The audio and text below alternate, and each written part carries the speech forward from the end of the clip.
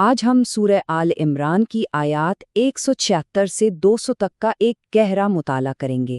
یہ آیات صرف تاریخ کا حصہ نہیں ہیں، بلکہ یہ ایک ایسا آئینہ ہے جو ہمیں ایمان کی آزمائشوں، دنیا کے دھوکے اور حقیقی کامیابی کے اصل معنی دکھاتی ہیں۔ یہ اس وقت نازل ہوئی جب مسلمانوں کو بہت ہی مشکل حالات کا سامنا تھا، اور آج بھی یہ ہمارے لیے تسلی اور رہنمائی کا ایک بہت بڑا ذریعہ ہیں۔ تو اس تجزیے میں ہم 5 اہم موضوعات پر بات کریں گے۔ سب سے پہلے دیکھیں گے کہ اللہ اپنے ماننے والوں کو کیسے تسلی دیتا ہے، پھر سمجھیں گے کہ آزمائشیں آخر آتی کیوں ہیں۔ اس کے بعد تاریخ کی ایک اہم غلطی کا جائزہ لیں گے، کائنات میں چھپی نشانیوں پر غور کریں گے، اور آخر میں حقیقی کامیابی تک پہنچنے کا راستہ کیا ہے اسے جانیں گے۔ چلیں اپنے پہلے موضوع سے شروع کرتے ہیں، جو براہ راست نبی کریم صلی اللہ علیہ وسلم اور مومنین سے مخاطب ہے اور انہیں شدید مخالفت کے باوجود ایک خدائی اطمینان فراہم کرتا ہے۔ یہاں ایک بڑا گہرا نقطہ سمجھایا جا رہا ہے۔ اللہ اپنے پیغمبر سے کہہ رہا ہے کہ جو لوگ کفر کی طرف دوڑ لگا رہے ہیں ان کے عمل سے آپ غمگین نہ ہوں۔ کیوں؟ کیونکہ وہ جو کچھ بھی کر رہے ہیں اس سے اللہ کو ذرا برابر بھی نقصان نہیں پہنچا سکتے۔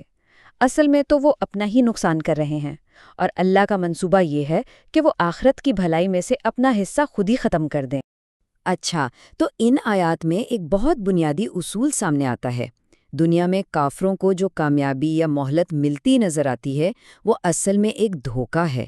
یہ اللہ کی طرف سے دی گئی ایک ڈھیل ہے تاکہ وہ اپنے گناہوں میں اور آگے بڑھ جائیں اور آخرکار ایک زیادہ سخت اور رسوا کن عذاب کا سامنا کریں۔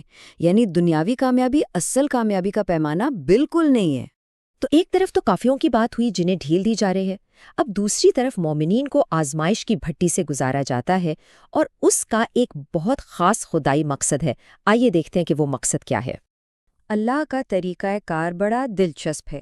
وہ غیب کا پردہ ہٹا کے یہ نہیں بتاتا کہ کون سچا مومن ہے اور کون منافق، نہیں، بلکہ وہ ایسے حالات پیدا کرتا ہے، ایسی آزمائشیں لاتا ہے جن میں کھرے اور کھوٹے کی پہچان خود بخود ہو جاتی ہے۔ کردار عمل سے ظاہر ہوتا ہے، صرف دعووں سے نہیں۔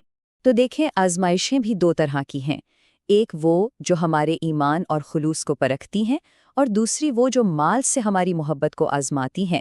اور قرآن یہاں ایک بہت سخت حقیقت بیان کرتا ہے کہ جس مال کو ہم بخل سے، کنجوسی سے جمع کرتے ہیں، وہی قیامت کے دن ہمارے گلے کا توق بن جائے گا۔ کیوں؟ کیونکہ ہم اس کے اصل مالک نہیں، ہم تو صرف امانت دار ہیں۔ اب ہم اپنے تیسرے حصے کی طرف آتے ہیں، جہاں گفتگو کا رخ اس وقت کے اہل کتاب کے کچھ خاص دلائل اور ان کی تاریخی کوتاہیوں کی طرف مڑ جاتا ہے۔ اس آیت کے پیچھے ایک پورا واقعہ ہے۔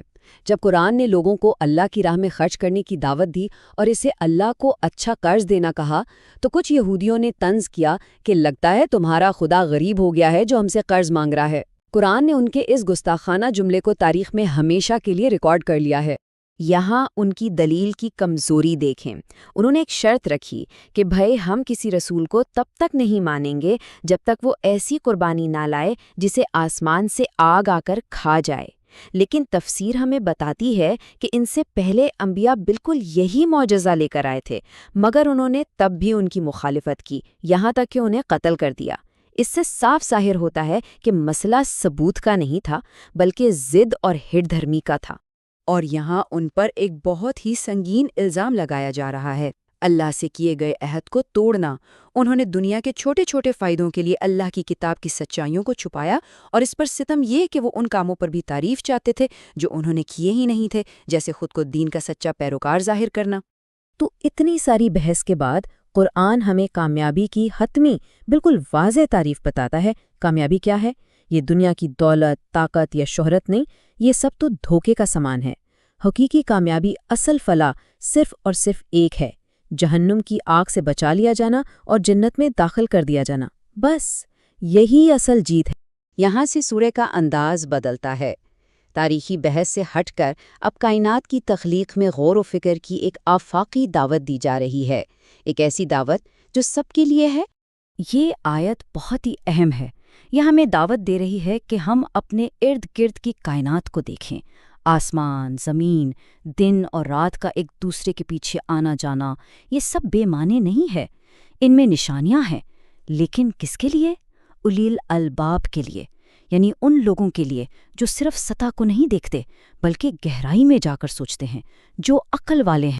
تو جب کوئی انسان واقعی کائنات کے اس عظیم نظام پر غور کرتا ہے نا، تو اس کا ذہن خود بخود کچھ نتیجوں پر پہنچتا ہے۔ پہلا کہ اس کا کوئی خالق ہے، دوسرا کہ اس تخلیق کا کوئی مقصد ہے، اور تیسرا کہ ایک دن سب کو جواب دینا ہے۔ یہ سوچ اسے بے اختیار یہ کہنے پر مجبور کر دیتی ہے کہ اے ہمارے رب، یہ سب کچھ تو نے بیکار نہیں بنایا، اور اسی لمحے وہ جہنم کے عذاب سے پناہ مانگنے لگتا ہے۔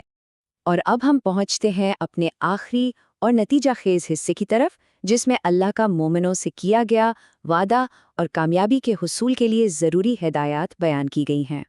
یہ ان دعاؤں کا فوری جواب ہے، اور کتنا خوبصورت وعدہ ہے۔ اللہ فرماتا ہے کہ میں تم میں سے کسی بھی عمل کرنے والے کا عمل ضائع نہیں کرتا، چاہے وہ مرد ہو یا عورت۔ اللہ کی نظر میں محنت کا صلہ جنس کی بنیاد پر نہیں بلکہ نیت اور کوشش کی بنیاد پر ملتا ہے۔ ہر قربانی، ہر جدوجہد، سب کچھ ریکارڈ ہو رہا ہے۔ تو یہ کون لوگ ہیں جن سے اللہ نے یہ وعدہ کیا ہے؟ یہ وہ لوگ ہیں جنہوں نے ہجرت کی، جو اپنے گھروں سے نکالے گئے، جنہوں نے اللہ کی راہ میں تکلیفیں اٹھائیں اور جو لڑے اور شہید ہوئے۔ ان کی ہر قربانی کا بدلہ بخشش اور ہمیشہ رہنے والی کامیابی ہے۔ اور یہاں پھر سے وہی بات یاد دلائی جا رہی ہے جو شروع میں کہی گئی تھی کہ دنیا کی کامیابی بہت عارضی ہے، اور یہ خدا کے نزدیک کسی کے مقام کا حقیقی پیمانہ نہیں ہے۔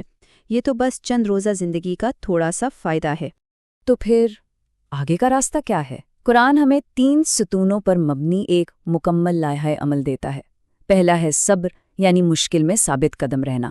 دوسرا ہے تقوی، یعنی ہر حال میں اللہ کا دھیان رکھنا، اس سے ڈرنا۔ اور تیسرا ہے مرابطہ، یعنی حق کی سرحدوں کی حفاظت کے لیے ہر وقت تیار رہنا۔ یہ صرف الفاظ نہیں بلکہ ایک مکمل ضابطۂ حیات ہے۔ اور یہ ہے ان تمام باتوں کا خلاصہ سورہ کی بالکل آخری آیت میں۔